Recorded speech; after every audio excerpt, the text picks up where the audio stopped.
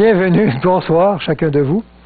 Et on poursuit donc cette partie sur le sanctuaire en rapport avec les vérités du symbolisme en Jésus-Christ.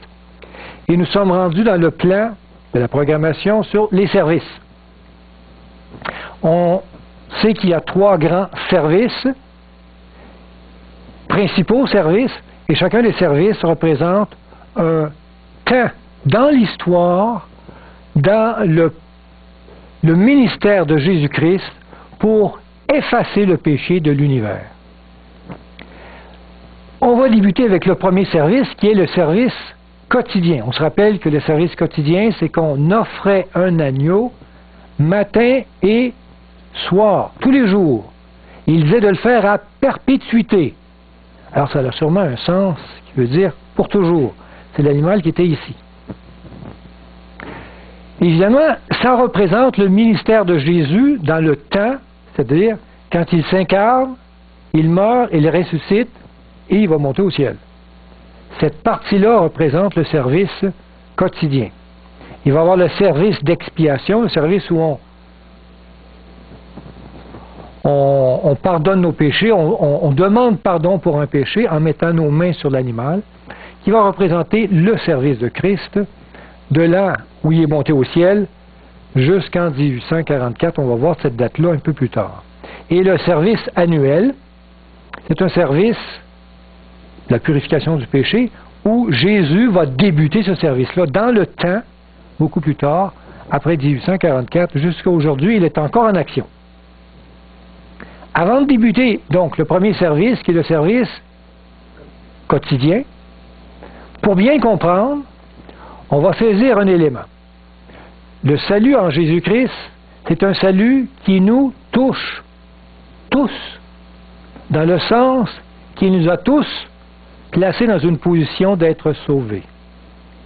C'est-à-dire, non pas, je pense, sauvés, ça veut dire au ciel, mais sauvés dans le sens libérés du péché, détachés du péché. On n'est plus esclave de péché. On a le choix maintenant. Et ce sacrifice de Jésus nous a placés dans une position libérée de cet esclavage du péché. C'est ce qu'on va voir.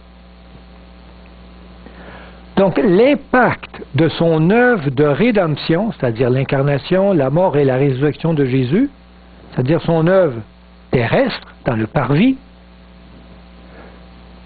son impact sur la race humaine est de la même portée que l'impact qu'a eu le péché d'Adam sur la race humaine. Il est facile de comprendre que Adam et Ève, avant le péché, étaient dans une perfection idéale.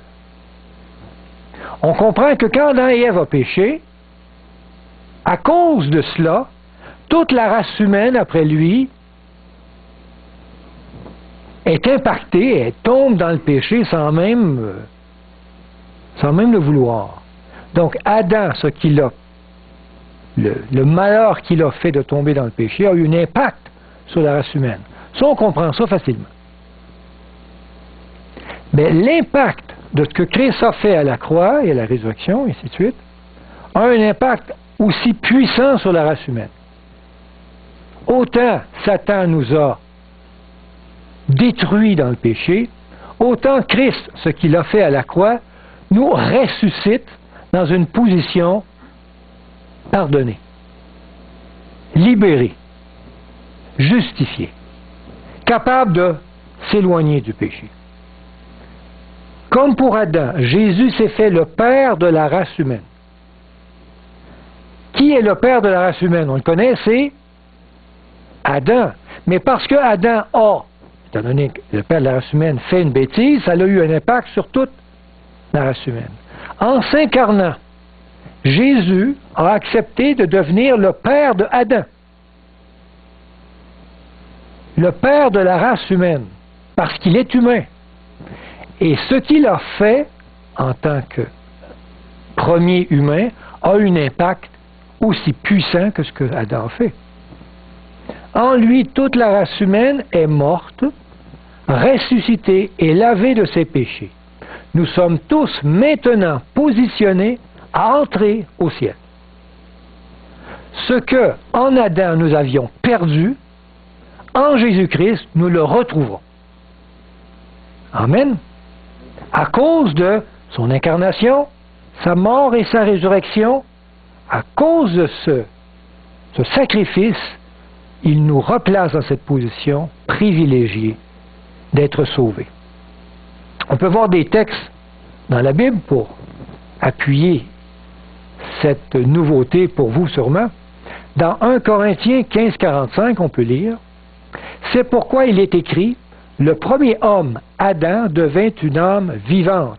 Le dernier Adam est devenu un esprit vivifiant. » Ici, Paul met ensemble le premier Adam et le deuxième. Le deuxième, c'est Jésus-Christ. Il appelle donc Jésus le dernier ou le deuxième Adam. Verset 47. Le premier homme tiré de la terre est terrestre, le second homme est du ciel. Il fait cette comparaison entre les deux Adams, l'Adam qu'on connaît bien, et Jésus, qui est aussi le premier de la race, quand il s'est incarné. 1 Corinthiens 15:21. Car puisque la mort est venue par un homme, lequel? Adam. C'est aussi par un homme qu'est venue la résurrection des morts. Lequel homme? Jésus. Et comme tous meurent en Adam, à cause de son péché, de même aussi tous revivront en Christ. Et le tous, il n'en manque pas un, c'est-à-dire toute la race humaine, reprend position de vie par ce sacrifice de Jésus à la croix. Romains 5:18. On peut y lire. Ainsi donc, comme par une seule offense, la condamnation a atteint tous les hommes. Donc, quelle offense? Une seule, c'est celle d'Adam. Il a péché. Et la condamnation a atteint toute la race humaine. Il est écrit, de même, par un seul acte de justice, la justification qui donne la vie s'étend à tous les hommes. Quel acte de justice? Son incarnation, sa mort et sa résurrection. Son ministère sur terre. Cet acte de justice, qu'est-ce qu'il dit? La vie s'étend à tous les hommes. Car comme par la désobéissance d'un seul homme, la multitude a été rendue pécheur, donc la désobéissance d'un seul, c'est Adam, Paul dit de même par l'obéissance d'un seul, la multitude sera rendue juste. Amen. C'est fantastique, ça, de comprendre ça. Ce que Jésus fait a un impact sur la race humaine, je dirais même plus puissant encore que l'impact qu'a eu le péché d'Adam sur la race humaine. 2 Corinthiens 5:14. L'amour du Christ nous étreint à cette pensée qu'un seul est mort pour tous, donc que tous sont morts. Donc, en Jésus-Christ, cette condamnation qui pesait sur nous, c'est-à-dire la mort, en lui, toute l'humanité, à sa mort, mourait. Donc, vivait cette condamnation. Mais, à sa résurrection, toute l'humanité, en Christ, ressuscitait. Dans une position que l'on vit aujourd'hui, qu'on en bénéficie aujourd'hui. Romains 6, verset 4. Nous avons donc été ensevelis avec lui par le baptême en sa mort, afin que comme Christ est ressuscité des morts par la gloire du Père, de même nous aussi nous marchions en nouveauté de vie, ressuscités avec lui. Amen. En effet, verset 5, si nous sommes devenus une même plante avec lui par la conformité à sa mort, nous le serons aussi par la conformité à sa résurrection. En lui nous mourrons tous, et en lui nous ressuscitons tous. Toute la race humaine maintenant est impactée, je ne sais pas comment dire autrement, elle a cet impact de ce que Jésus a fait à la croix. Éphésiens 2,6. Il nous a ressuscités ensemble et nous a fait asseoir ensemble dans les lieux célestes en Jésus-Christ. Alors Paul, il va plus loin. Il dit qu'on est déjà rendu au ciel. Assis sur le trône avec lui. Alors, c'est la position qui nous est donnée, demandée, voulue par Dieu, et il attend qu'on la prenne, cette place. Seigneur est bon. Et tout ça par son sacrifice. On continue. Colossiens 2,13. Vous qui étiez morts par vos offenses et par l'incirconcision de votre chair, il vous a rendu à la vie avec lui, en vous faisant grâce pour toutes vos offenses. Pardonne tout ça et il remet dans une position acceptable pour Dieu. Parce qu'on se dit, il nous a justifiés. Car vous êtes morts et votre vie est cachée en Christ, avec Christ en Dieu. Notre vie est effective parce que lui, il est humain, il est mort et il est ressuscité. Et à cause de cela et de ce qu'il vit, nous sommes en lui vivants.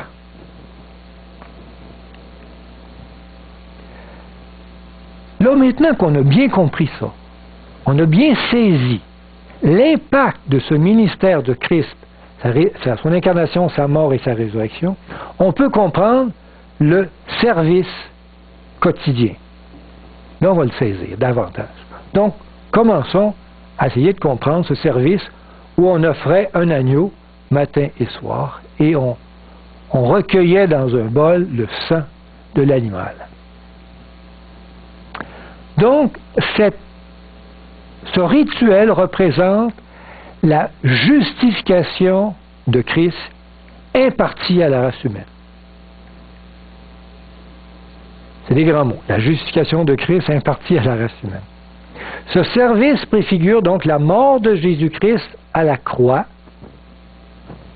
l'agneau de Dieu que Jean-Baptiste présentait, qui efface le péché du monde, de l'humanité.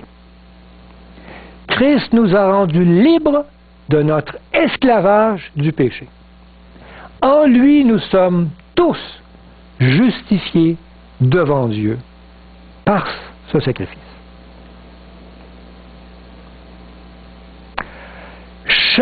Chaque soir et chaque matin, ce sacrifice représente, à chaque fois qu'on sacrifie un animal le matin, on en sacrifie un le soir, il y a un symbolisme. Pourquoi en faire un tous les matins, tous les soirs? Une fois de temps en temps, ça va. Mais tous les matins, on en fait, le matin et le soir. Ce que ça symbolise que Jésus, ressuscité, accepte aujourd'hui, matin et soir, de se sacrifier. Il accepte de revivre ce sacrifice. Mais, donc ce sacrifice que Jésus accepte, il accepte de demeurer dans la race humaine, de vivre prisonnier de notre nature, d'être limité dans un corps humain. Chaque matin et chaque soir, il décide de rester le Père de la race humaine. Pour quelqu'un qui est Dieu, c'est un énorme sacrifice. On peut comprendre ça? Quelqu'un qui est Dieu tout-puissant et qui peut tout faire et qui se limite dans la race humaine en devenant qu'un humain, et à chaque jour, matin et soir, il prend la décision de rester dans cette position limitée. C'est un sacrifice perpétuel. Il reste dans cet état pour nous sauver éternellement. Amen. Jésus accepte de se limiter dans une nature humaine afin que nous soyons admis auprès de Dieu. Cette acceptation fait de lui une victime expiatoire, perpétuelle, afin de nous conserver à jamais la vie éternelle. Pour que nous demeurions dans une position acceptable pour Dieu, sauvé au ciel, et ainsi de suite, Jésus accepte, doit demeurer dans cette position d'humanité pour toujours. C'est ce qui représente le sacrifice du matin et du soir. On peut lire ça dans Romains 3, verset 24. Ils sont gratuitement justifiés par sa grâce, par le moyen de la rédemption qui est en Jésus-Christ. C'est lui que Dieu a destiné, par la foi en son sang, à être une victime propitiatoire. Et une victime propitiatoire perpétuelle. Extraordinaire comme service en rapport à cette représentation d'un service perpétuel matin et soir au Christ.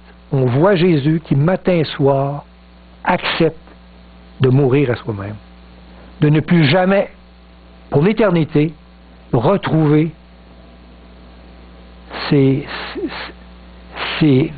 dons illimités qu'il avait en étant Dieu. Pardon? Ses attributs divins. Merci.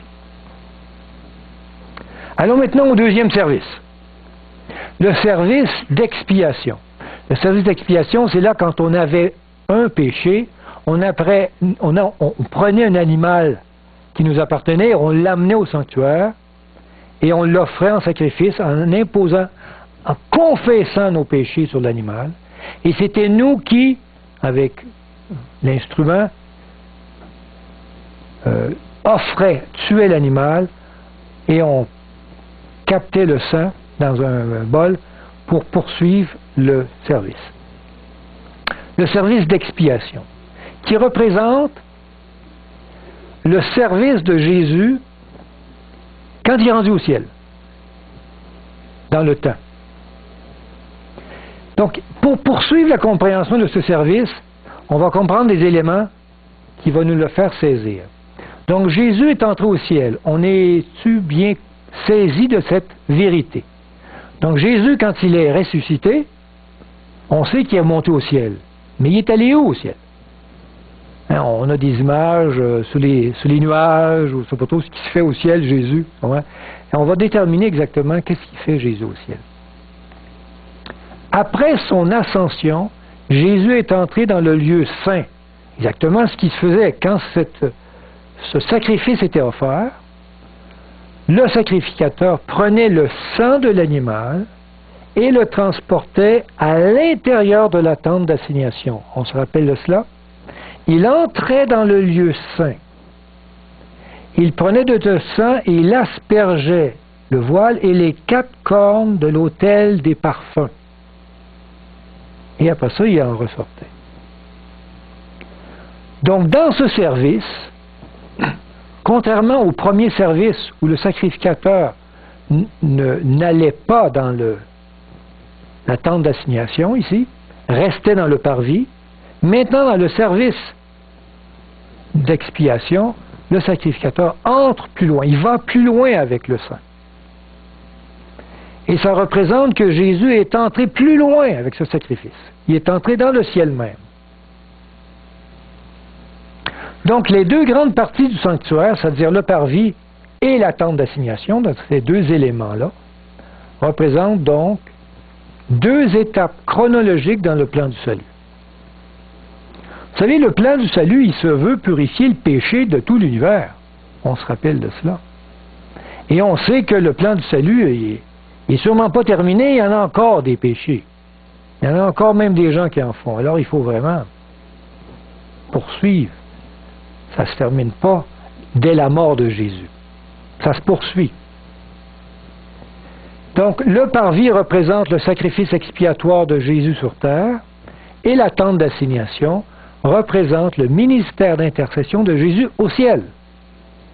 Donc, dans 2 temps différents, d'accord? Parce que ça fait son temps, cette affaire-là. Après son ascension, Jésus est donc entré dans la première partie du sanctuaire céleste. Donc, après son ascension, Jésus est rentré ici, comme dans le rituel, afin de poursuivre son œuvre d'éradication du péché. Donc ici, quand il y avait un sacrifice matin et soir, Jésus a effacé des péchés.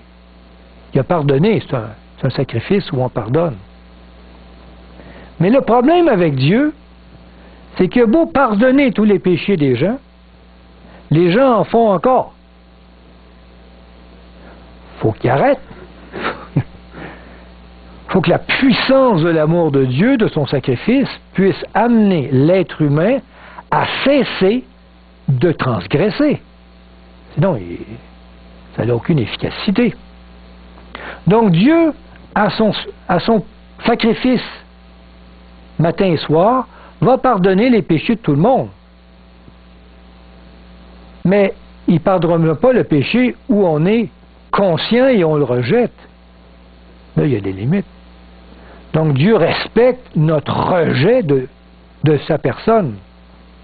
Mais ici, Dieu, quand il va plus loin, qu'est-ce qu'il veut faire rendu ici dans ce...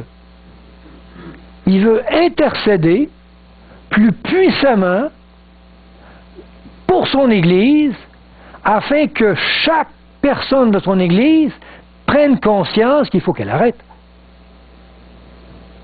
consciemment de pécher. Donc ici, on a pardonné tous les péchés inconscients. Ici, on a envie de pardonner les péchés conscients. C'est-à-dire arrêter de consciemment transgresser ou rejeter Dieu. On va voir ça dans Hébreux 9:12. Il est écrit, « Mais Christ est venu comme souverain sacrificateur des biens à venir. Il a traversé le tabernacle plus grand et plus parfait, qui n'est pas construit de la main de l'homme, c'est-à-dire qui n'est pas de cette génération. » Donc, il est entré dans le ciel. Création, merci. Verset 12. « Et il est entré une fois pour toutes dans le sanctuaire, et non avec le sang des boucs et des veaux, mais avec son propre sang.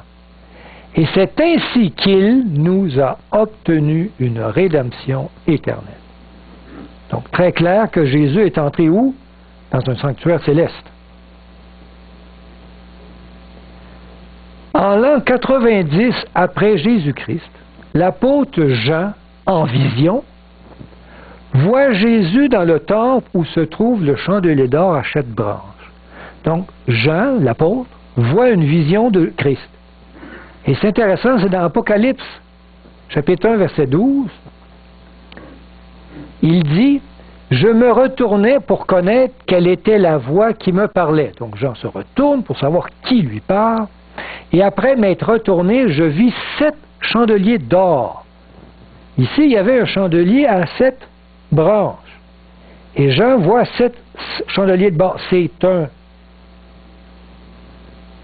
C'est une image qui représente évidemment le chandelier qui est ici. Évidemment, c'est plus petit dans le lieu, mais au ciel, c'est plus grand, il y en a 7. Et au milieu des 7 chandeliers, quelqu'un qui ressemblait à un fils d'homme. Qui était-ce? Jésus, vêtu d'une longue robe et ayant une ceinture d'or sur la poitrine. Jean voit Jésus dans cette partie-ci dans le ciel. Intéressant de savoir que Jésus était rendu là. À ce moment, le trône de Dieu se trouve dans le lieu saint. Il faut se rappeler que, je reprends la question qu'on avait eue la dernière fois, cette partie-là représente dans le temps le ministère de Christ pour la rédemption du péché. Cette partie ici représente dans le temps Jésus-Christ plus loin dans le temps. Cette partie ici donc représente son ministère, mais cette partie dans le lieu très saint représente dans le temps son ministère plus loin. Ce n'est pas un lieu dans le ciel, c'est un temps dans le ciel. On comprend ça? Donc, quand Jésus entre dans le ciel, pour nous, c'est dans cette partie-ci, mais pour le ciel, c'est dans un moment précis, où le Père est présent à côté du Fils, dans le lieu saint, dans le ciel, pour nous, dans le lieu saint. Donc, à ce moment, le trône de Dieu se trouve dans le lieu saint, avec Christ. On peut voir ça dans Apocalypse, chapitre 4, verset 5. On peut y lire, c'est Jean toujours en vision, il dit, du trône sort des éclairs, du trône, des voix et des tonnerres. Devant le trône brûlent 7 lampes ardentes. Donc devant le trône, il y a le chandelier à 7 branches, qui sont les 7 esprits de Dieu. Le trône de Dieu, donc, est dans cette position dans le sanctuaire céleste. C'est-à-dire, pour nous, donc, c'est dans un moment du ministère de Christ qui est très précis. Quand Jésus est monté au ciel, le temps d'intercession pour que nous puissions cesser de pécher. Et vous savez, les trucs, les éléments que Dieu nous donne pour cesser, sa lumière, son Saint-Esprit qui nous révèle le péché, le pain qui est sa parole, qui en nous aide à connaître sa volonté et à se diriger proprement dans notre vie, et le meuble qui représente l'intercession de Christ, c'est prière pour que nous puissions... Vous savez, il y a toujours une petite voix qui nous dit ce qu'il faut faire, ce qu'il ne faut pas faire, notre conscience, elle est là. Alors je pense que ces prières doivent activer notre conscience de façon plus... Il monte le volume. Il veut qu'on comprenne, qu'on ait une relation avec lui plus forte. Amen. Donc, le service d'expiation, maintenant qu'on a compris cet élément que Jésus est entré dans le ciel, dans cette partie ici, et cette partie ici va représenter ce ministère ou ce rituel où on imposait les mains et que le sang allait jusque dans cette partie. Et donc, ce service représente, pour nous aujourd'hui, ce que Christ offre, il offre notre sanctification. En fait, sa sanctification qui nous rend capables de marcher avec lui sans jamais chuter, sans jamais tomber dans le péché. Ce service représente donc l'expiation de nos péchés volontaires. Donc évidemment, à chaque fois que l'on pêche, on amenait un animal, là on amenait le sang, on l'amenait ici, là on l'aspergeait, puis ainsi de suite, puis là on se disait, bon, j'espère qu'il m'a pardonné, là j'ai tué un animal, puis on mettait nos péchés dans le sang de l'animal qui rentrait jusqu'ici. Donc évidemment, notre péché aujourd'hui, quand il est conscient, quand vous avez un rejet de Dieu, on peut demander pardon, et Jésus au ciel, dans son ministère, il est là pour nous pardonner. Amen. Et il le fait. Pour le faire, il va porter le péché en lui. Et il va nous amener ce pardon. Donc on demande pardon, on va à Dieu, on confesse notre péché, et Christ au ciel est là, il y a un miracle qui se fait, il y a un pardon qui devient efficace, d'un péché qui est conscient. Assurez-vous, votre péché inconscient, Jésus les a tous pardonnés. Mais quand vous faites quelque chose de conscient, Dieu demande, viens, apporte un animal et confesse ton péché. Par l'intermédiaire du sang du Christ, le péché est transporté jusque dans le sanctuaire céleste, où Jésus intercède pour nous auprès du Père, afin de nous donner la victoire sur le péché volontaire. Le sang déposé sur les cornes de l'autel des parfums, ici, représente la puissance efficace du sacrifice de Jésus-Christ. La corne, ça représente, les cornes, une puissance. Donc, le sang représente sa mort, l'efficacité du pardon en la mort de Jésus. Y a-t-il une suite? Oui. Chaque transgression repentie est pardonnée par les mérites du sang du Christ.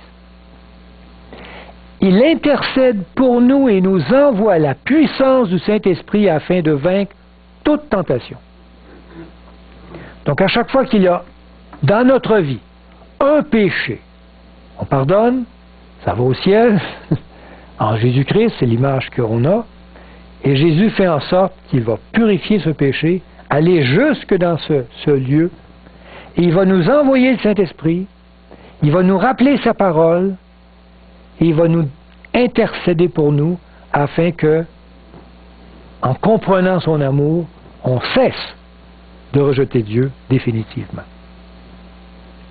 On peut lire Hébreux 7, 25 qui nous dit « C'est aussi pour cela qu'il peut sauver parfaitement ceux qui s'approchent de Dieu par lui, étant toujours vivant pour intercéder en leur faveur. » Donc, dans cette position, il peut nous aider à vaincre cette faiblesse de tomber dans le péché. Jean 16, 7. Cependant, je vous dis la vérité. Il vous est avantageux que je m'en aille à la croix, à la mort. Car si je ne m'en vais pas, le Consolateur ne viendra pas vers vous, mais si je m'en vais à la croix, je vous l'enverrai. Donc, ce ministère de Christ en sa mort a eu une puissance pour nous de recevoir le Saint-Esprit de façon plus efficace. Donc, dans cette position, cette lumière est vraiment plus forte, plus grande pour chacun de nous aujourd'hui.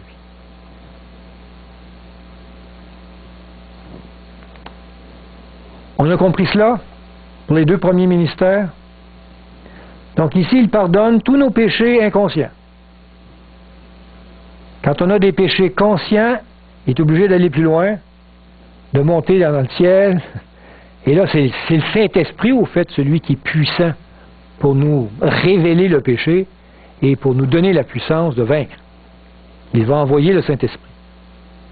Mais vous allez me dire, quand Dieu pardonne le péché inconscient, puis il pardonne le péché conscient, il n'y a plus rien à pardonner. C'est fini, le ministère. La job est faite, donc il devrait dire, waouh, alléluia, le péché est irradié du ciel. Malheureusement, c'est pas terminé. Vous savez que le péché a fait beaucoup de destruction dans l'univers. Et malheureusement, les humains, même s'ils croient qu'ils sont sans péché, même si on réussit à ne pas transgresser la loi de Dieu, soyez assurés que nous faisons parfois toutes sortes de choses irrecevables pour Dieu sans le savoir. Même nos pensées sont impures parfois. Alors Dieu a un problème. Il doit purifier l'univers du péché. Alors il y a un autre ministère qui va plus loin. Il veut laver, purifier, nettoyer. Et ce ministère va débuter dans le lieu très saint, par un rituel qu'on va appeler le service annuel, le Yom Kippour, qui débute dans le temps après 1844. On va voir cela. Mais avant de comprendre ce rituel, on va comprendre des éléments importants. C'est que Jésus, un jour, dans le ciel, est entré du lieu saint vers le lieu très saint. Il y a eu un passage du lieu saint au lieu très saint dans le ciel. Bon, c'est-tu un passage réellement physique, peut-être, mais dans le temps, c'est un passage qui s'est fait plus tard, après 1844, on va voir ça. Donc, savoir que Jésus est dans le lieu très saint aujourd'hui. À un moment de l'histoire, Jésus traversa dans le lieu très saint du sanctuaire céleste. À un moment de l'histoire de l'humanité. Par cette entrée, Jean aperçut l'Arche d'Alliance. Donc Jean, dans ses visions, il a vu Jésus ici, on l'a vu, dans le chapitre 1 de l'Apocalypse, mais Jean, dans les visions plus loin, dans les chapitres, il va voir Jésus de l'autre côté. Intéressant, donc il a traversé. On va lire le texte, c'est dans... Non, c'est pas dans... On va lire le texte un petit peu plus tard. On va lire dans Daniel 7, verset 9. Dans Daniel, Daniel va voir en vision des trônes qui se déplacent. Vous vous rappelez que quand Jésus est monté au ciel, où était le trône de Dieu? À côté du chandelier dans le lieu saint. Le trône de Dieu était là. Jésus était avec lui. Et là, Daniel va voir dans le ciel un mouvement des trônes, un mouvement qui va vers un jugement qui prend place. Oui, trône, jugement, ça marche ensemble. On va lire Daniel, chapitre 7, verset 9. Daniel dit, je regardais pendant que l'on plaçait des trônes. On est en train de faire de l'arrangement dans le ciel. Et l'ancien des jours s'assit. Qui est l'ancien des jours? Dieu le Père. Son vêtement était blanc comme la neige, et les cheveux de sa tête étaient comme la laine pure. Son trône était comme des flammes de feu, et les roues comme un feu ardent. Alors il y a du feu, ça représente encore le jugement qui prend place. Verset 13. Je regardais pendant mes visions nocturnes, et voici, sur les nuées des cieux, ça c'est avec les anges, quelqu'un de semblable à un fils de l'homme, arriva quelqu'un de semblable à un fils de l'homme. C'est qui celui qui est semblable à un fils de l'homme dans le ciel? C'est le Christ, Jésus. On dirait qu'il se déplace puis qu'il arrive. Il s'avança vers l'ancien des jours et on le fit approcher de lui. Donc Jésus va vers l'ancien des jours. Qui est l'ancien des jours? C'est Dieu le Père. Donc il y a un passage où Jésus va vers des trônes qui se sont placés et que le Père est là. Il y a un mouvement dans le ciel. Et ce mouvement, c'est exactement quand Jésus se déplace vers un autre ministère plus grand. Question? Parce que avant, quand Jésus est monté au ciel, Oui, quand Jésus monte au ciel. Dieu, le Père, était Exactement. Dieu le Père était ici avec lui. Oui, donc le Père pour commencer. Et après ça, mais c'est que je pense que pour le Père, c'est plus facile de se déplacer. Tu sais, lui, pour Jésus, il y a un problème. Il est humain. Alors il doit se déplacer avec, comme il est monté au ciel, avec tous les anges qui l'aident. Alors là, il doit avoir une nuée avec lui, sur les nuées des cieux. Et quand on va le voir apparaître, quand il va revenir, il va être encore sous des nuées des cieux, en compagnie des anges. Donc Jésus doit être déplacé, lui, de façon un peu plus spéciale, il est humain. Tandis que le Père, c'est plus facile. Ça répond? Amen. C'est là qu'on voit dans l'Apocalypse, ce que Jean a vu dans le ciel. C'est le chapitre 11, verset 18. Il dit, « Les nations se sont irritées, et ta colère est venue, et le temps est venu de juger les morts. » Un jugement qui prend place parce que le monde est en irritation. De juger les morts, de récompenser tes serviteurs les prophètes, donc de récompenser ceux qui sont élus, les saints, ceux qui craignent ton nom, les petits et les grands, et de détruire ceux qui détruisent la terre. C'est vraiment la fin du monde, où il y a un jugement qui doit prendre place. Et tout de suite après, il dit, et le temple de Dieu dans le ciel fut ouvert. Il voit le temple s'ouvrir. Et l'arche de son alliance apparut dans son temple. Alors, s'il voit l'arche de l'alliance, c'est qu'il a ouvert ce voile-ci. Il faut ouvrir le voile pour voir l'arche de l'alliance. Il faut traverser l'autre côté pour voir le...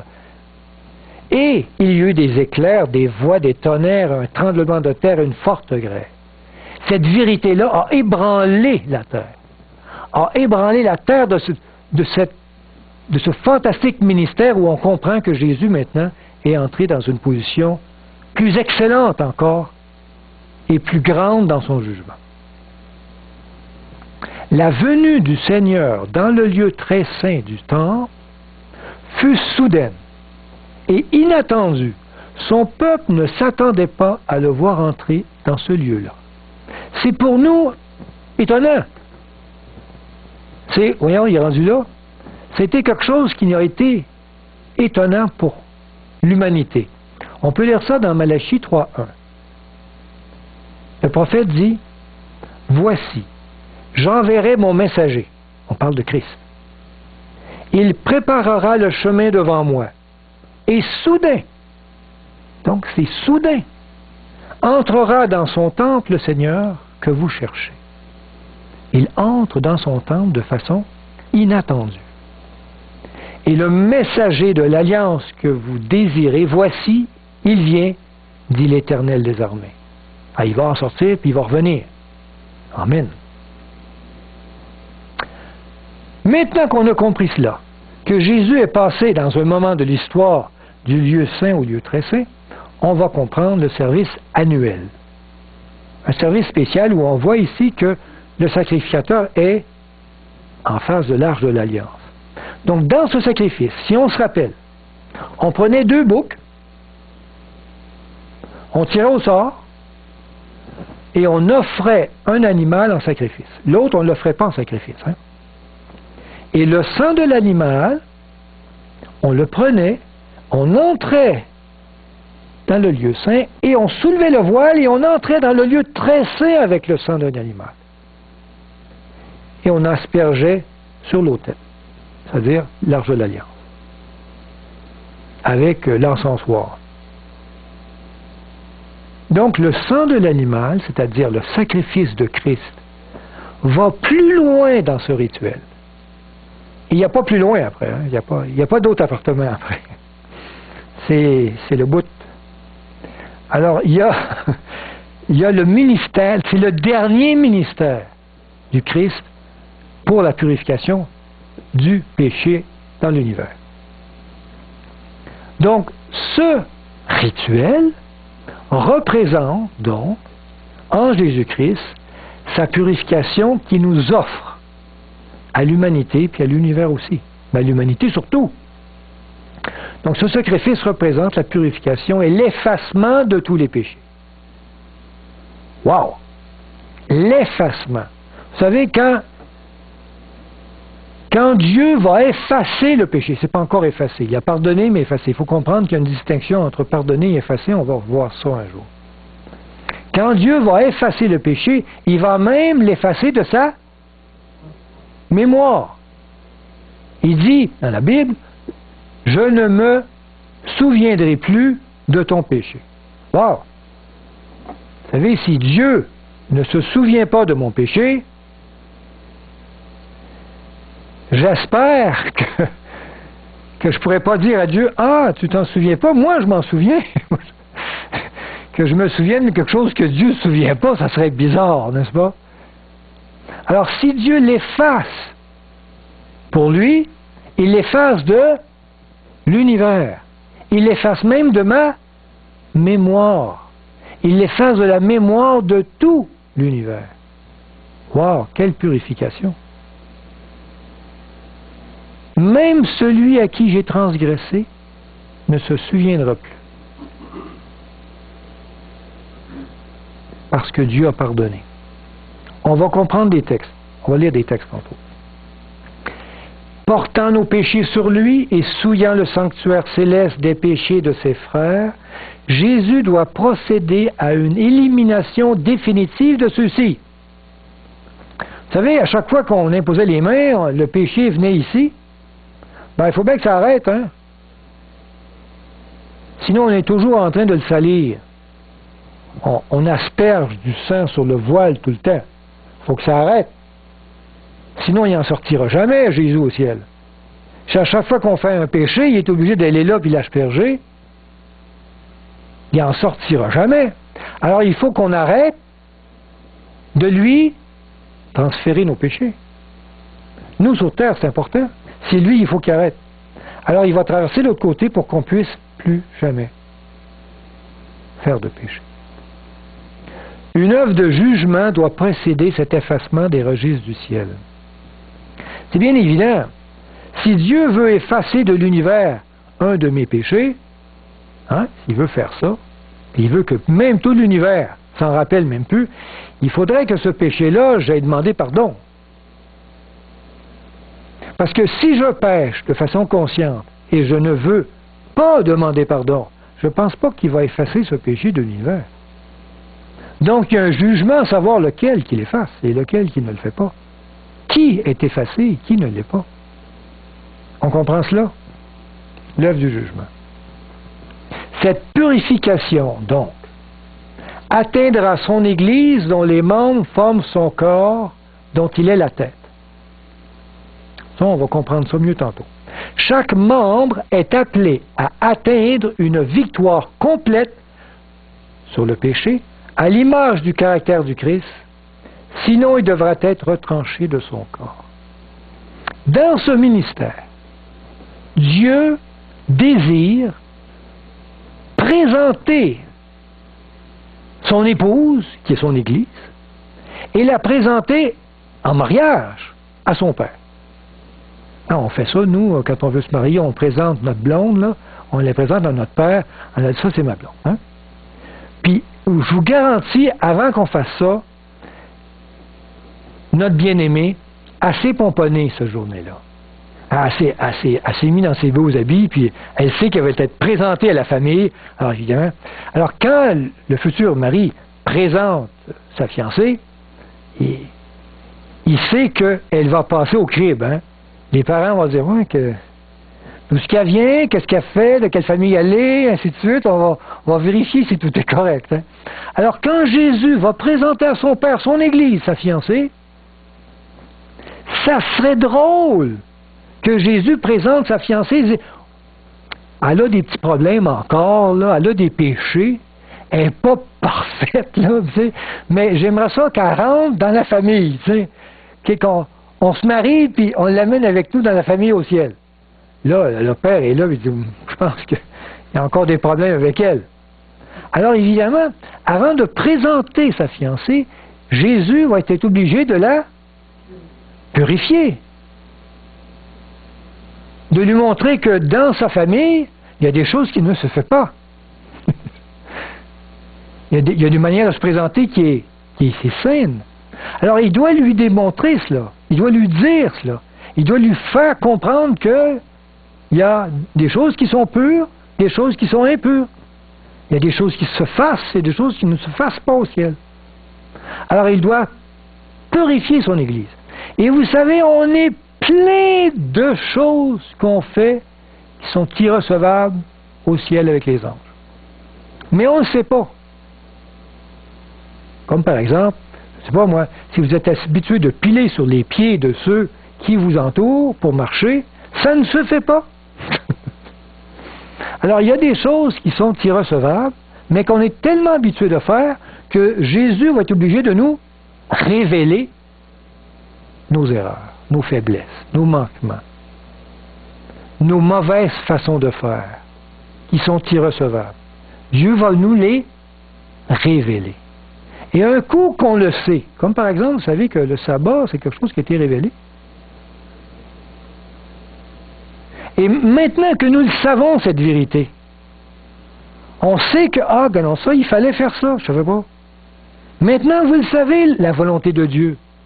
Ça peut être des aliments, ça peut être une représentation de notre habit, ça peut être une façon de parler, ça peut être un côté violent que l'on a, n'importe quoi. Quand il nous révèle un péché, une faiblesse, un manquement, comment on réagit à ça, nous?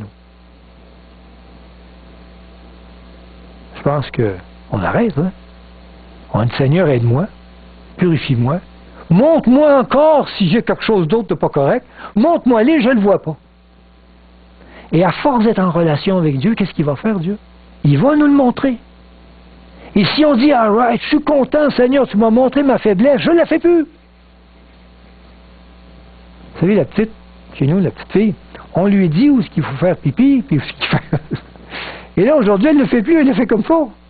Mais au début, elle ne savait pas. Et tranquillement, on est comme ça, on est comme des enfants que Dieu nous apprend ce qui est correct et incorrect pour le ciel. Et parce qu'on aime nos parents, on lui obéit. Et on se purifie. Jusqu'à temps qu'il peut présenter son Église, on va dire, voici, elle est parfaite. Puis présenter à son Père, dire, emmène-la avec nous. Elle est parfaite. Il n'y a rien en elle que je peux trouver de irréprochable. Elle est donc correcte. C'est sa purification offerte. On peut lire ça dans Hébreux 9, verset 13. Car si le sang des taureaux et des boucs et la cendre d'une vache répandue sur ceux qui sont souillés sanctifie et procure la pureté de la chair, vous savez, c'est vrai que la cendre, en tout cas, sur des plaies, aidait à guérir. Il dit à combien plus le sang de Christ, qui par un esprit éternel s'est offert lui-même sans tache à Dieu, purifiera-t-il votre conscience des œuvres mortes, afin que vous serviez le Dieu vivant, et le servir d'une façon efficace. Il veut nous laver de nos œuvres mortes, et parfois souvent inconscientes. Dans Hébreux 10, 16, « Voici l'alliance que je ferai avec eux. Après ces jours-là, dit le Seigneur. » Et moi, je vous dis qu'après ces jours-là, c'est après la mort, la résurrection de Jésus, l'entrée dans le lieu très saint. Là, à cette position-là, je mettrai mes lois dans leur cœur. Je les écrirai dans leur esprit, et il ajoute, et je ne me souviendrai plus de leurs péchés, ni de leur iniquité. Attendez pas d'être ressuscité pour ça. Il veut faire cela dans ce ministère où il est actuellement au ciel en train de vouloir le terminer. Il veut mettre toutes ces lois dans notre esprit, dans notre cœur, qu'on soit parfait avec lui, et là, il va tout effacer les péchés. C'est dit dans Hébreux 10, 16. Dans ce rituel, il y avait 2 boucs. Le premier bouc qu'on sacrifiait représentait Jésus-Christ. Le sacrifice, la mort de Jésus, qui a le pouvoir, la force de purifier ses péchés. Lors du service, le premier bouc représente donc le Christ sacrifié pour l'expiation. On peut lire ça dans Lévitique. C'est dans Lévitique chapitre 16 qu'on a la description du rituel de la purification du sanctuaire ici, dans le lieu très saint. Donc Lévitique 16, verset 7, on peut y lire, c'est Aaron, donc le grand sacrificateur, prendra les 2 boucs et il les placera devant l'Éternel. Donc ici, ils sont là, les 2 boucs, à l'entrée de la tente d'assignation. Aaron jetera le sort sur les 2 boucs, un sort pour l'Éternel et un sort pour Azazel. C'est tout ce qu'il dit en fait de... On choisit un pour un, puis l'autre pour Azazel. Aaron fera approcher le bouc sur lequel est tombé le sort pour l'Éternel, et il l'offrira en sacrifice d'expiation. Donc là, c'est bien dit. Lui, il va expier le péché. Et le bouc sur lequel est tombé le sort pour Azazel sera placé vivant devant l'Éternel, on ne le sacrifie pas, afin qu'il serve à faire, c'est marqué l'expiation, mais on devrait lire l'imputation, et qu'il soit lâché dans le désert pour Azazel. Donc on place sur lui les péchés et on le lâche dans le désert. Et le bouc pour Azazel représente donc Satan, celui qui est responsable de tous les péchés commis depuis que le péché existe. Donc le second bouc représente Satan qui porte la responsabilité de tous les péchés non expiés, d'où l'expression bouc émissaire. Je pourrais dire même tous les péchés.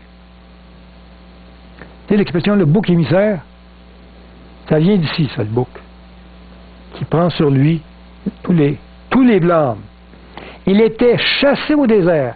Donc, quand le bouc, ici, lui, ressortait, on prenait le bouc, on ne le sacrifiait pas. On le prenait et on le sortait du sanctuaire. Et là, on nommait quelqu'un. J'ai plus quelqu'un. Ah, il est ici. Il est tombé. Et qui prenait le bouc avec lui et qui le transportait très loin, très loin, très loin, très loin, très loin dans le désert. Tellement loin dans le désert que le bouc ne pouvait plus se rappeler comment revenir. Alors, vite, on revenait au temple, il se lavait, celui qui avait porté le bouc, donc il était donc entaché du péché. Il se lavait et là, il pouvait poursuivre ses services normaux. Mais le bouc était lâché dans le désert et il se perdait et il mourait dans le désert. On comprend cela? Ça a un sens pendant le millénium. Il était chassé au désert, préfigurant l'exil de Satan, l'auteur du mal, sur la terre désolée pendant le millénium. Donc on sait qu'il va y avoir un millénium où Satan va être comme dans un désert, où il n'y aura plus rien autour à tenter, à séduire, à amener avec lui, et ainsi de suite. Il n'y aura plus personne, il n'y aura plus d'humains, tout le monde va être mort. Alors il va être dans le désert, c'est la même chose, et il va mourir. Donc après le millénium, qu'est-ce qui va arriver avec Satan? Il va mourir. Sur lui, tous les péchés non repentis sont imputés. Au fait, tous les péchés sont imputés. On peut lire ça dans Lévitique 16, verset 21. Aaron posera ses 2 mains sur la tête du bouc vivant. Donc celui qu'on envoie dans le désert. Il confessera sur lui toutes les iniquités des enfants d'Israël et toutes les transgressions par lesquelles ils ont péché. Et vraiment là, il reçoit tout, lui. Il les mettra sur la tête du bouc, puis il le chassera dans le désert à l'aide d'un homme qui aura cette charge. Le bouc emportera sur lui toutes leurs iniquités dans une terre désolée. Il sera chassé dans le désert. Il mourra là. Qui représente Satan, sur qui on impute tous les péchés de l'humanité, de l'univers au complet. On peut lire dans Apocalypse, chapitre 20, verset 2. Il, l'ange, saisit le dragon, qui représente qui? Satan. Donc c'est la même chose qui se passe ici. Le serpent ancien, qui est le diable et Satan, je pense que ça c'est clair, qui est le dragon, et il le lia pour 1000 ans. Il le jeta dans l'abîme. C'est la même chose qu'on le prend puis on le met dans le désert, où il n'y a rien. Ferma et sella l'entrée au-dessus de lui. Il n'est plus capable de revenir. Il est comme emprisonné, afin qu'il ne séduit plus des nations. Dans le désert, on n'est plus capable de rien séduire. Hein? Il n'y a personne autour. Jusqu'à ce que les 1000 ans fussent accomplis. Après cela, il faut qu'il soit délié pour un peu de temps avant qu'il meure. Donc, c'est le parallèle entre le bouc Azazel et ce que Jean dit dans l'Apocalypse. Mais depuis quand? Donc, on sait que dans un moment dans l'histoire, Christ a passé du lieu saint au lieu très saint. Vous pouvez me dire quand? Où est-ce qu'il est aujourd'hui? Il est à cette position ici, dans le lieu saint, ou il est dans le lieu très saint? Comment je peux le savoir? Est-ce qu'il y a quelque chose dans la Bible qui me le révèle? On va comprendre cela. Qu'est-ce que fait Jésus au ciel maintenant? Dans quel ministère il se trouve? On peut lire ça dans Daniel, chapitre 8, verset 13. C'est Daniel qui voit en vision, il dit « J'entendis parler un saint, et un autre saint dit à celui qui parlait, « Pendant combien de temps s'accomplira la vision sur le sacrifice perpétuel et sur le péché dévastateur? Jusqu'à quand le sanctuaire et l'armée seront-ils foulés? » Au fait, la question en bon terme, en simple, jusqu'à quand Satan dominera-t-il et piétinera-t-il la vérité par l'intermédiaire des églises apostates? Quand est-ce que ça va arrêter, ça? Que la vérité est toujours piétinée. Alors, l'ange dit, et il me dit, 2300 soirs et matins, puis le sanctuaire sera purifié. C'est la réponse. Il va y avoir un temps où ça va stopper, où un ministère de purification va débuter. Donc 2300 soirs et matins, ça représente 2300 ans, puis le sanctuaire sera purifié, ça veut dire, puis débutera le ministère de la purification du sanctuaire céleste, la fête du Yom Kippour céleste. C'est là où on purifie le péché, où le ministère débute pour que le péché cesse. Amen. C'est la réponse que l'ange donne. Dans Daniel 8,15, un peu plus loin, on était au chapitre verset 13-14, un petit peu plus loin, le verset qui suit. Tandis que moi, Daniel, j'avais cette vision et que je cherchais à la comprendre, voici quelqu'un qui avait l'apparence d'un homme, l'ange Gabriel, qui vient parler à Daniel, se tenait devant moi, et j'entendis la voix d'un homme au milieu de l'Ulaï, le fleuve. Il cria et dit, Gabriel, explique-lui la vision. Évidemment, Daniel, il ne comprenait pas la vision. Qu'est-ce que ça voulait dire 2300 soir et matin? Il n'avait pas d'idée. Ça commence quand, ça finit quand? Je ne savais pas. Donc, Gabriel va lui expliquer la vision. 2300 soirs et matins, puis le sanctuaire sera purifié. Cette compréhension, on va essayer de terminer pour la comprendre. Ce que l'ange va dire à Daniel. Comprends cette vision des 2300 soirs et matins. Cette période semble suspendue dans le vide. L'ange ne dit pas quand ça commence, puis il ne dit pas quand ça finit. Il dit que ça prend ça. Car son point de départ n'est pas indiqué. L'ange Gabriel se contente d'informer Daniel que cette période mène au temps de la fin. On est-tu au temps de la fin? Bon, ça doit être dans notre temps. Daniel 8,17, il dit ça. Il vint alors près du lieu où j'étais, et à son approche, je fus effrayé. Je tombais sur ma face, et il me dit, sois attentif, fils de l'homme, car la vision concerne un temps qui sera la fin. Donc la vision, au bout de la vision, qu'est-ce qu'il y a? Il y a la fin. Nous sommes déjà au temps de la fin, n'est-ce pas? Donc c'est notre temps. Daniel 8,19. Puis il me dit, je vais t'apprendre ce qui arrivera au terme de la colère, car il y a un temps marqué pour la fin. Ah, intéressant. Donc le temps de la fin, il y a un temps déterminé, où ça débute le temps de la fin. Et la vision des soirs et des matins dont il s'agit est véritable. Les soirs et matins, comme il y en a? 2300. C'est une vision qui est véritable. Vous savez, il y a plusieurs prophéties dans la Bible. Il y en a qui sont conditionnelles et il y en a qui sont non conditionnelles. Elle va arriver même si l'Église n'est pas prête. Cette vision-là, elle est véritable. Elle n'est pas conditionnelle. Elle va arriver au temps marqué. Pour toi, Daniel, tiens secrète cette vision, car elle se rapporte à des temps éloignés, au temps de la fin. Au fait, Daniel ne pouvait pas la comprendre. Il va la tenir secrète jusqu'à aujourd'hui, jusqu'au temps de la fin où nous sommes. Nous, on peut la comprendre. On sait que dans le calcul prophétique, tous les grands théologiens vont vous le dire, qu'un jour prophétique égale une année littérale. C'est reconnu depuis toujours. On peut lire ça dans Ézéchiel 4,6. Je t'impose un jour pour chaque année. Comprenant cela, on sait que 2300 soirs et matins va donc représenter 2300 ans dans l'histoire de l'humanité.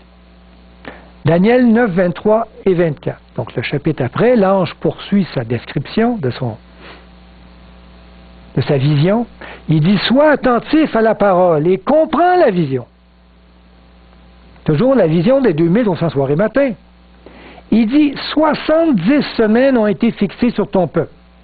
70 semaines, c'est 490 ans. 7 fois 7 fois 10. Seront marqués par un... Donc, 490, c'est fixé sur ton peuple. Fixé, ça veut dire marqué, c'est fixe. C'est déterminé. Fixé sur ton peuple, ça veut dire qu'ils sont marqués par un décret. Pour sceller la vision, sceller, c'est la visser, c'est la sceller, on va la marquer, on va la placer dans le temps de l'humanité. Pour fixer dans le temps la vision. On va la sceller, on va la placer, elle ne bougera plus. Donc, ces 490 années-là vont nous aider à fixer l'autre des 2300. Parce que les deux débutent au même moment. Donc, il y a ici les 2300 soirs et matins, puis le sanctuaire sera purifié. On ne sait pas quand ça finit, on ne sait pas quand ça commence. Ça flotte. Mais il dit, il m'a t'en donné un autre. 70 semaines. Celle-là, on va la fixer. Ça va être bien vissé, tu vas pouvoir déterminer l'autre. Parce qu'ils débutent en même temps les deux. On est d'accord là-dessus?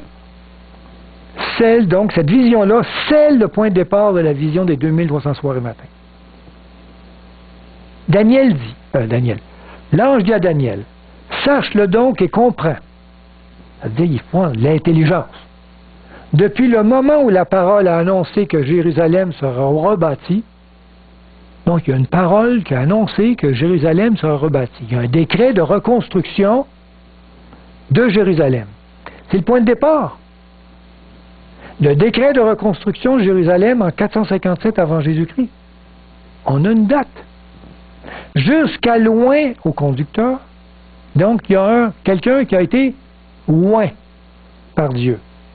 Et le conducteur, moi je vais vous le dire, le conducteur, le loin, c'est écrit, c'est Christ.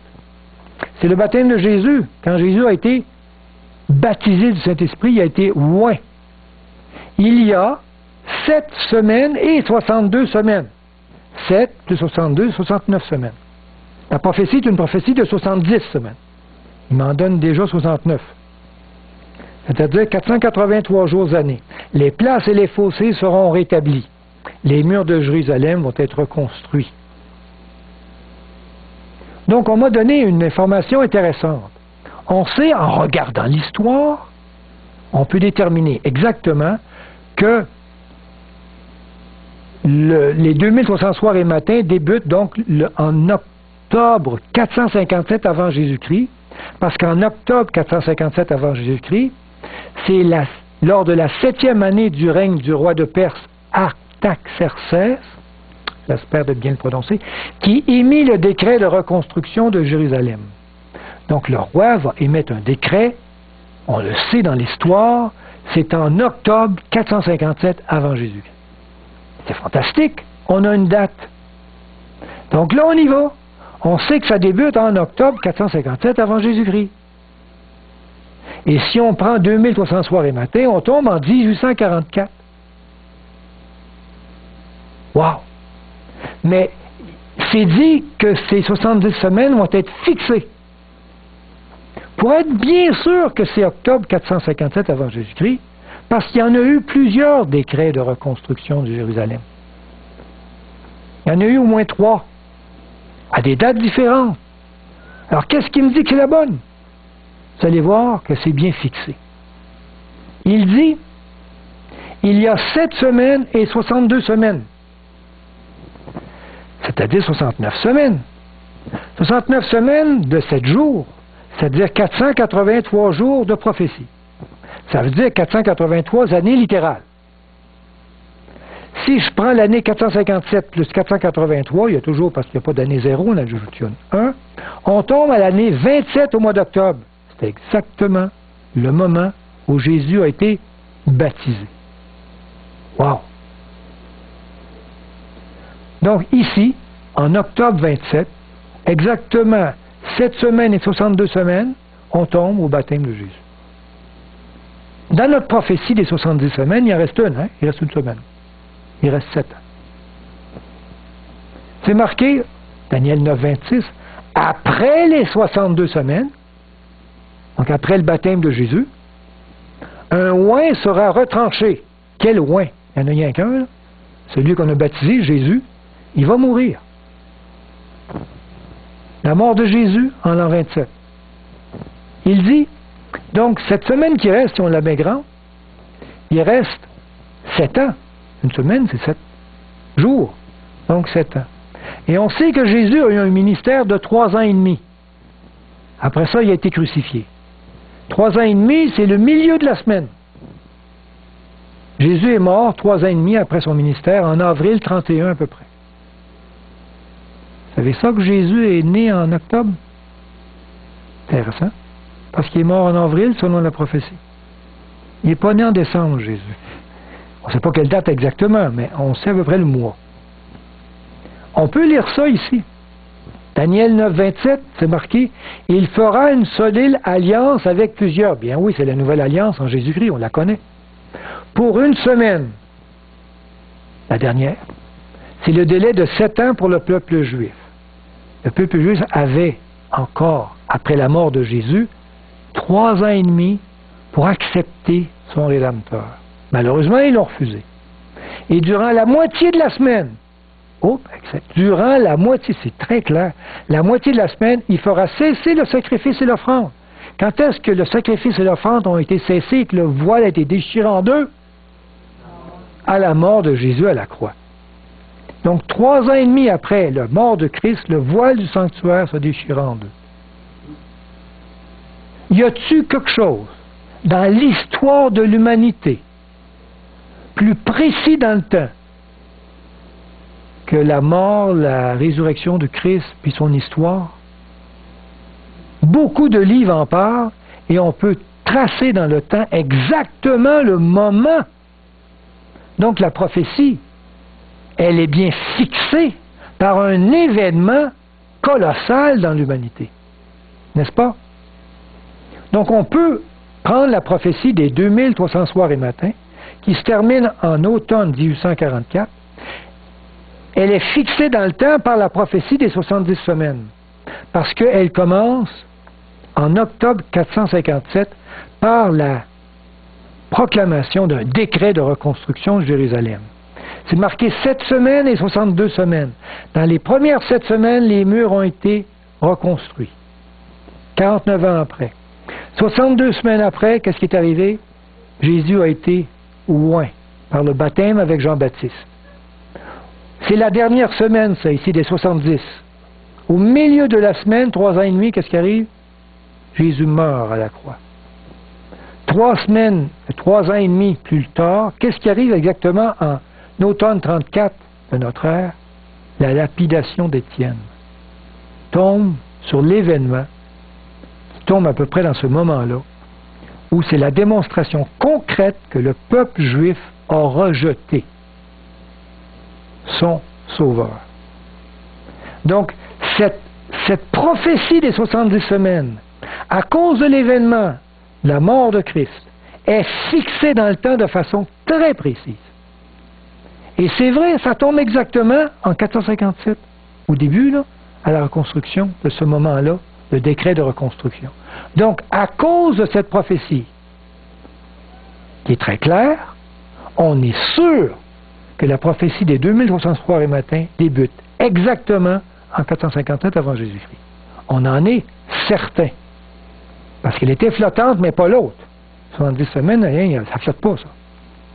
Donc, on peut savoir exactement quand est-ce qu'elle se termine. À la fin il dit 2200 soirs et matins, puis maintenant va commencer le ministère de la purification du sanctuaire. Donc, ce ministère-là où Christ traverse de l'autre côté, à cause de Daniel et de ses informations, on le sait aujourd'hui, va commencer en 1844. On sait même le mois, en automne 1844, en octobre. Donc, dans le temps, c'est très bien fixé à cause de la mort de Christ et le commencement, on arrive exactement en 1844. Mais aujourd'hui, on est en quelle année? En 2011. On va arriver sur 2012. On est bien après 1844. 167 ans après. Donc, Jésus est vraiment dans son ministère de purification. Et depuis longtemps, ça ferait quelques mois ou quelques années, on se poserait des questions. Il a commencé, ben, mais là, c'est sûr qu'il est là, là. Donc, ce ministère-là du Christ, qu'est-ce qu'il fait au ciel? Son ministère est dans le rituel de la purification. Où il veut purifier quoi? Son Église. C'est nous. Il veut qu'on arrête de pécher. Ça, c'est la première chose. Il a effacé nos péchés inconscients, il est smart. Là, il veut qu'on arrête, il y a au moins ça. Là, quand on va arrêter, j'espère qu'à un moment donné, ça va être assez rapide dans votre vie, il va commencer à vous purifier. C'est-à-dire vous faire comprendre, voir vos éléments impurs que vous vivez et que vous ne savez pas. Il veut nous purifier. Et quand son Église sera totalement unie, pure, il va la présenter à son Père. Il va l'amener au ciel. Le mariage, le banquet, et toutes ces belles choses qu'il nous promet.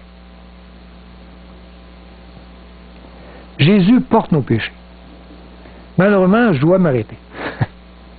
Et je vais poursuivre la semaine prochaine, donc, sur l'élément très intéressant. J'aurais aimé qu'on puisse poursuivre avec cet élément-là. comment Jésus, à cette position-là, en lui, porte nos péchés.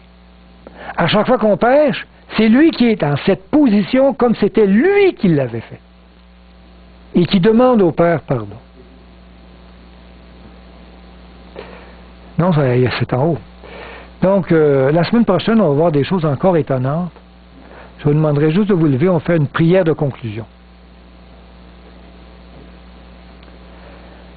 Seigneur Dieu, Père éternel, toi qui es au ciel, dans ce ministère puissant, près de ton Père, avec l'Esprit Saint, rempli d'anges autour de toi, qui n'attendent que tes instructions pour venir nous aider. Seigneur Dieu, mets-nous conscience de cet événement fantastique dans lequel nous vivons aujourd'hui, ce moment où tu veux nous purifier, tu veux nous rendre à ton image, tu veux nous présenter devant ton Père céleste. Seigneur, aide-nous à prendre conscience de cette réalité et à vivre dans ce moment de purification totale. Bénis-nous, Seigneur, et bénis cette assemblée, qu'elle soit pour toi un élément efficace pour ta gloire. Au nom de Jésus, on te le demande. Amen.